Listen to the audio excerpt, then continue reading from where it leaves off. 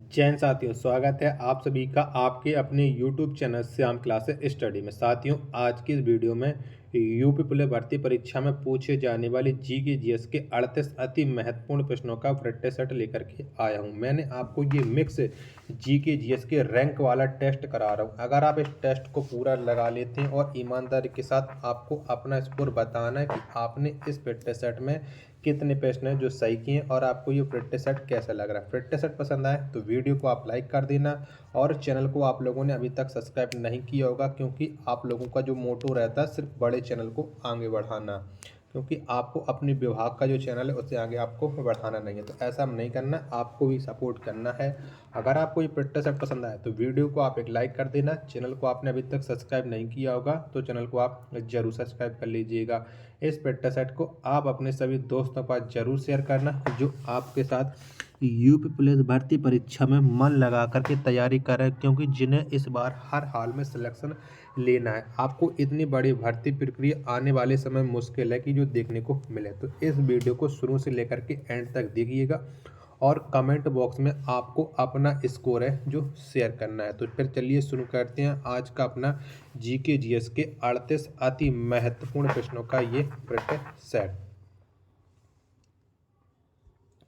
तो पहला प्रश्न है आपके सामने कि दिल्ली सल्तनत का प्रथम सुल्तान कौन था जिसने स्थायी सेना रखी। तो कौन से सुल्तान ने स्थायी सेना रखी थी। तो चारों ऑप्शन आपके स्क्रीन पर हैं, तो आपको बता देना है कि इस प्रश्न का राइट आंसर क्या हो जाएगा। तो वो सुल्तान था अलाउद्दीन खिलजी। कौन? अलाउद्दीन खिलजी। तो एक का जो राइट आंसर है वो ऑप्शन संख्या ए इस प्रश्न का राइट आंसर हो जाएगा। चलिएगा, प्रश्न संख्या 2 है आपके सामने कि मोहम्मद बिन तुगलक किस में निपुण था। तो किस में निपुण था मोहम्मद बिन तुगलक। तो ये जो निपुण था वो सुलेखन में था। किस में? सुलेखन में। तो 2 का जो राइट आंसर होगा वो ऑप्शन संख्या डी इस प्रश्न का राइट आंसर हो जाएगा। चलिएगा, प्रश्न संख्या 3 है आपके सामने कि तैमूर किसके शासनकाल में भारत पर आक्रमण किया था। तो किसके शासनकाल में तैमूर ने किया था। तो तैमूर ने नासिरुद्दीन महमूद के शासनकाल में। किसके? नासिरुद्दीन महमूद के शासनकाल में भारत पर आक्रमण किया था। तो 3 का जो राइट आंसर है वो ऑप्शन नंबर बी इस प्रश्न का राइट आंसर हो जाएगा। चलिएगा, प्रश्न संख्या 4 है आपके सामने कि मोहम्मद गौरी को सर्वप्रथम किसने पराजित किया था। तो किसने किया था? चारों ऑप्शन आप लोगों के स्क्रीन पर शो हो रहे हैं, तो बताओ। तो मोहम्मद गौरी को जो सर्वप्रथम पराजित किया था वो भीम द्वितीय ने किया था। किसने? भीम द्वितीय ने। तो 4 का जो आंसर होगा वो ऑप्शन नंबर सी इस प्रश्न का राइट आंसर हो जाएगा। चलिएगा, प्रश्न संख्या 5 है आपके सामने कि विजयनगर राज्य का प्रथम राजवंश कौन था। तो कौन था बताइएगा। तो विजयनगर राजवंश का जो प्रथम राजवंश था, जितने भी लोग ऑप्शन नंबर ए बता रहे हैं यानी संगम वंश, उन सभी लोगों का राइट आंसर हो जाएगा। 5 का आंसर ऑप्शन नंबर ए हो जाएगा। चलिएगा, प्रश्न संख्या अब आपके सामने 6 है कि किसके मकबरे में पहली बार 2 गुंबदों का प्रयोग किया गया। तो किसके मकबरे में किया गया था। तो ये जो प्रयोग किया गया था बताओ क्या हो जाएगा प्रश्न संख्या 6 का राइट आंसर। तो सिकंदर लोदी के मकबरे में 2 गुंबदों का प्रयोग किया गया था। 6 का आंसर ऑप्शन संख्या बी इस प्रश्न का राइट आंसर हो जाएगा। चलिएगा, प्रश्न संख्या 7 है आपकी स्क्रीन पर कि भारत में सबसे अधिक विश्व में सबसे अधिक सहकारी संस्थाएं कहाँ हैं। तो कौन से देश में हैं। तो भारत में सबसे अधिक सहकारी संस्थाएं हैं। तो 7 का जो आंसर होगा वो ऑप्शन नंबर डी इस प्रश्न का राइट आंसर हो जाएगा। चलिएगा, प्रश्न संख्या 8 है आपके सामने कि सिंदरी उर्वरक कारखाना किस पंचवर्षीय योजना के दौरान स्थापित हुआ। तो कौन सी पंचवर्षीय योजना के दौरान स्थापित हुआ था। तो ये स्थापित हुआ था प्रथम पंचवर्षीय योजना के दौरान। तो 8 का जो आंसर है वो ऑप्शन संख्या ए इस प्रश्न का राइट आंसर हो जाएगा। प्रश्न संख्या 9 है आपके सामने कि मध्य हिमालय तथा शिवालिक पर्वत श्रेणी के बीच कौन सी घाटी स्थित है। तो कौन सी घाटी ये आपको बताना है। प्रश्न संख्या 9 का राइट आंसर क्या हो जाएगा। तो ये है कुल्लू घाटी। क्या है? कुल्लू घाटी। तो प्रश्न संख्या 9 का राइट आंसर हो जाएगा ऑप्शन संख्या बी इस प्रश्न का राइट आंसर हो जाएगा। चलिएगा, प्रश्न संख्या 10 है आपके सामने कि 23.5 डिग्री उत्तरी अक्षांश को कौन सी रेखा कहती हैं? तो कौन सी रेखा कहते हैं? तो 23.5 डिग्री उत्तरी अक्षांश को हम कर्क रेखा कहते हैं। क्या? कर्क रेखा। तो 10 का जो आंसर होगा वो ऑप्शन संख्या ए इस प्रश्न का राइट आंसर हो जाएगा। चलिएगा, प्रश्न संख्या 11 है आपके सामने कि 23.5 डिग्री दक्षिणी अक्षांश को कौन सी रेखा कहते हैं? तो इसे हम कौन सी रेखा कहते हैं? तो 23.5 डिग्री दक्षिणी अक्षांश को हम मकर रेखा कहते हैं। क्या? मकर रेखा। 11 का आंसर ऑप्शन नंबर बी इस प्रश्न का राइट आंसर हो जाएगा। चलिएगा, प्रश्न संख्या 12 है आपके सामने कि सबसे कम परमाणु भार वाला तत्व कौन है? तो कौन सा है? तो सबसे कम परमाणु भार वाला जो तत्व है वो है हीलियम। क्या है? हीलियम। 12 का आंसर ऑप्शन संख्या सी इस प्रश्न का राइट आंसर हो जाएगा।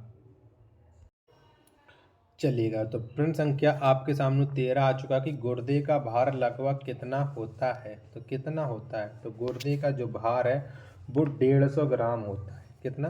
150 ग्राम। तो 13 का आंसर हो जाएगा ऑप्शन संख्या ई इस प्रश्न का राइट आंसर हो जाएगा। चलिएगा, प्रश्न संख्या 15 है आपके सामने कि अर्जेंटाइट किसका अयस्क है? तो ये किसका अयस्क है अर्जेंटाइट? तो ये है चांदी का। किसका है? चांदी का है। तो प्रश्न संख्या जो 14 का आंसर हो जाएगा ऑप्शन संख्या डी इस प्रश्न का राइट आंसर हो जाएगा। चलिएगा, प्रश्न संख्या अब आपके सामने है 15 कि कोल गैस किसका मिश्रण है? तो बताओ ये किसका मिश्रण है? कोल गैस, ये आपको बताना है। बताइएगा फटाफट से इस प्रश्न का राइट आंसर क्या हो जाएगा। तो जो कोल गैस है वो H2+CH4 का मिश्रण है, यानी हाइड्रोजन और मीथेन का है। तो 15 का आंसर ऑप्शन संख्या सी इस प्रश्न का राइट आंसर हो जाएगा। चलिएगा, प्रश्न संख्या 16 है आपके सामने कि न्यूट्रॉन कैसा कण है? तो कैसा है? तो जो न्यूट्रॉन है ये एक आवेशहीन कण है। कैसा है? ये एक आवेशहीन है। तो 16 का आंसर ऑप्शन संख्या सी इस प्रश्न का राइट आंसर हो जाएगा। चलिएगा, प्रश्न संख्या 18 है आपके सामने कि रक्त के प्रवाह को रोकने के लिए किसका प्रयोग किया जाता है? तो किसका प्रयोग किया जाता है? बताओ। तो रक्त के प्रभाव को रोकने के लिए फेरिक क्लोराइड का प्रयोग किया जाता है। किसका? फेरिक क्लोराइड का। तो 17 का जो आंसर होगा वो ऑप्शन नंबर सी इस प्रश्न का राइट आंसर हो जाएगा। चलिएगा, प्रश्न संख्या 18 है आपके सामने कि गैसोलीन किसका अवयव होता है? तो किसका होता है गैसोलीन? तो जो गैसोलीन है ये होता है कच्चे तेल का अवयव। किसका? कच्चे तेल का। तो 18 का आंसर ऑप्शन संख्या ई इस प्रश्न का राइट आंसर हो जाएगा। प्रश्न संख्या 19 है आपके सामने कि मानव हृदय में कितने कोष्ठ होते हैं? तो कितने होते हैं? तो आप लोग जानते हैं कि जो मानव हृदय होता है इसमें 4 कोष्ठ होते हैं। तो 19 का जो आंसर है वो ऑप्शन संख्या सी इस प्रश्न का राइट आंसर हो जाएगा। चलिएगा, प्रश्न संख्या अब आपके सामने 20 है कि संविधान बनाने के लिए कितनी कमेटियों का गठन किया गया था? तो कितने कमेटियों का हुआ था? तो आप जानते हैं कि जो संविधान बनाने के लिए 13 कमेटियों का गठन हुआ था। कितने का?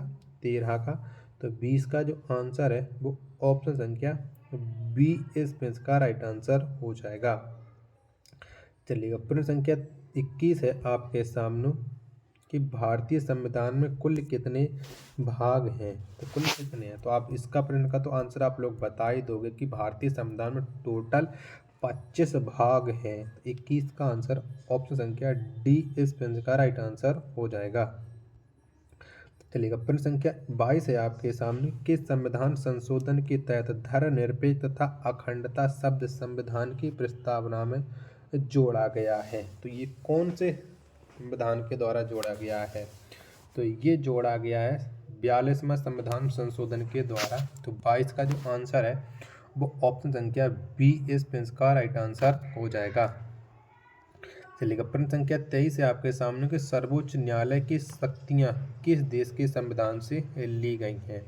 तो इसे कौन से देश के संविधान से लिया गया है सर्वोच्च न्यायालय की शक्तियों को? तो इन्हें अमेरिका के संविधान से लिया गया है। 23 का जो आंसर होगा वो ऑप्शन संख्या ई स्पेंस का राइट आंसर हो जाएगा।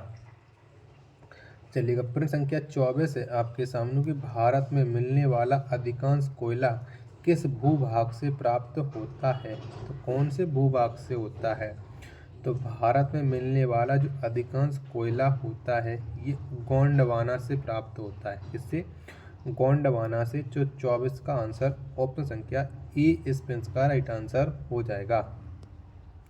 चलिएगा, प्रश्न संख्या 25 है आपके सामने कि गेटवे ऑफ इंडिया की स्थापना किस वर्ष से हुई? तो कब हुई थी गेटवे ऑफ इंडिया की स्थापना, ये आपको बताना है। तो गेटवे ऑफ इंडिया की स्थापना 1911 में हुई थी। कब? 1911 में। 25 का आंसर ऑप्शन संख्या सी स्पेंस का राइट आंसर हो जाएगा। चलिएगा, प्रश्न संख्या 26 है आपके सामने कि जोग या गरसोप्पा जलप्रपात किस राज्य में स्थित है? तो कौन से राज्य में है जोग या गरसोप्पा जलप्रपात? तो ये कर्नाटक राज्य में है। किसमें है? कर्नाटक राज्य में। 26 का आंसर ऑप्शन संख्या बी स्पेंस का राइट आंसर हो जाएगा।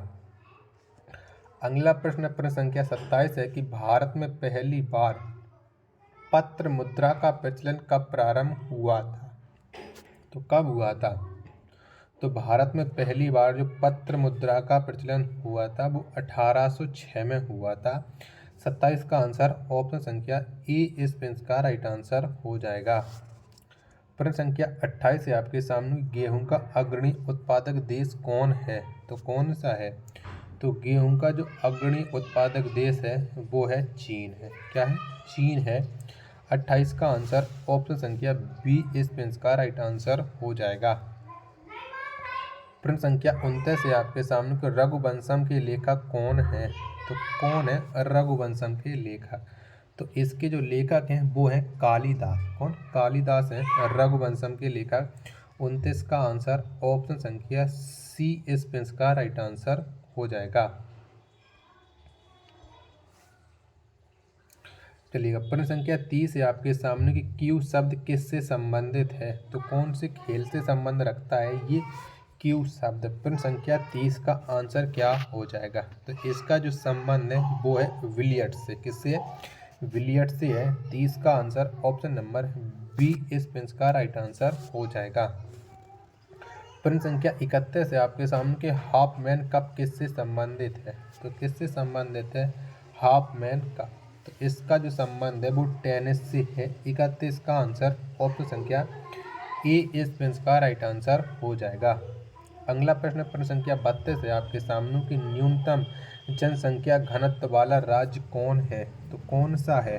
तो न्यूनतम जनसंख्या घनत्व वाला जो राज्य है वो अरुणाचल प्रदेश। क्या है? अरुणाचल प्रदेश है। 32 का जो आंसर होगा वो ऑप्शन संख्या सी स्पेंस का राइट आंसर हो जाएगा।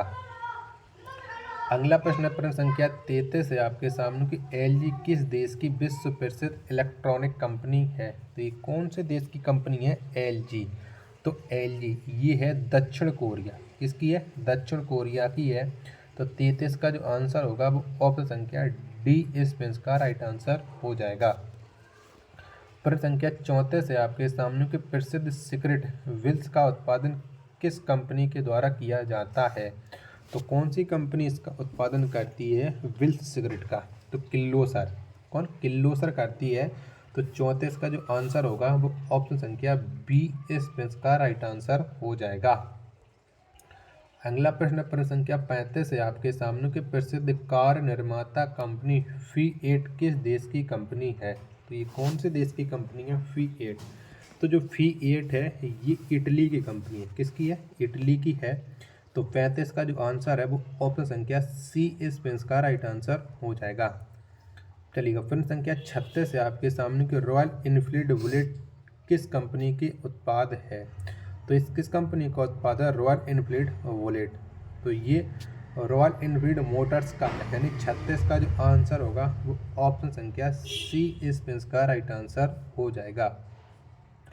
प्रश्न संख्या 37 है आपके सामने कि शीश महल ट्रॉफी किस खेल से संबंधित है। तो कौन से खेल से संबंध रखती है ये शीश महल ट्रॉफी। तो बताओ प्रश्न संख्या 37 का आंसर क्या हो जाएगा। तो इसका जो संबंध है वो क्रिकेट से, किससे, क्रिकेट से है। 37 का आंसर ऑप्शन संख्या ए इसका राइट आंसर हो जाएगा।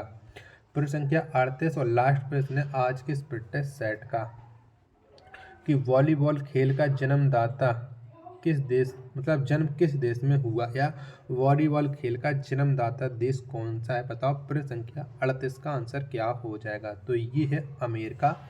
38 का आंसर हो जाएगा ऑप्शन संख्या सी इसका राइट आंसर हो जाएगा। तो साथियों अगर आपको ये जीके जीएस के 38 अति महत्वपूर्ण प्रश्नों का प्रैक्टिस पसंद आया हो तो वीडियो को एक लाइक कर देना, कमेंट करना। चैनल को अभी तक सब्सक्राइब नहीं किया होगा तो चैनल को आप लोग जरूर सब्सक्राइब कर लीजिएगा। मिलते हैं अपन नेक्स्ट वीडियो तथा नेक्स्ट प्रैक्टिस सेट में, तब तक के लिए धन्यवाद। जय हिंद।